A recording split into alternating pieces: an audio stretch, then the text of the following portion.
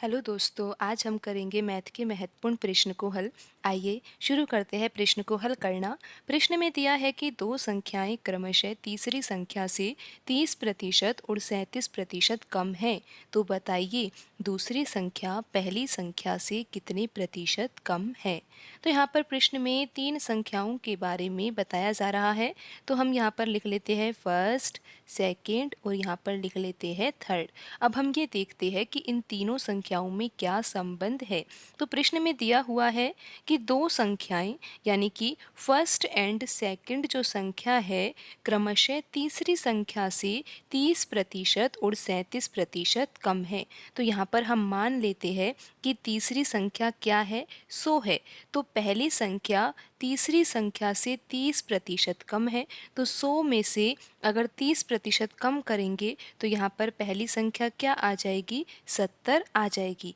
और दूसरी संख्या हम कैसे पता लगाएंगे। दूसरी संख्या के बारे में कहा गया है कि तीसरी संख्या से 37% कम है दूसरी संख्या। तो दूसरी संख्या क्या हो जाएगी, 100 में से 37% कम किया जाएगा तो ये आ जाएगा 63।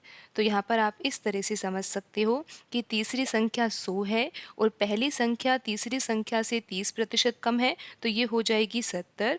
और जो दूसरी संख्या है वो तीसरी संख्या से 37% कम है। तो 37% कम करेंगे तो दूसरी संख्या क्या हो जाएगी, 63 हो जाएगी।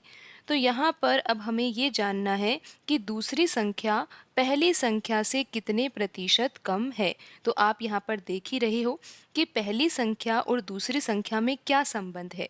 दूसरी संख्या पहली संख्या से कम है और कितना कम है ये भी आपको पता है कि 7 यूनिट कम है। बिल्कुल यहाँ पर जो कमी है वो किसकी है, 7 यूनिट की है। और तुलना किससे की जा रही है, पहली संख्या से की जा रही है। तो हमें निकालना है प्रतिशत में आंसर। तो यहाँ पर कमी कितने की है, 7 की है। तुलना किससे की जा रही है, फर्स्ट संख्या से। और फर्स्ट संख्या क्या है, 70 है। और मल्टीप्लाई करेंगे हम 100 से क्योंकि आंसर हम निकाल रहे हैं प्रतिशत में। तो यहाँ पर अब हम हल कर लेते हैं।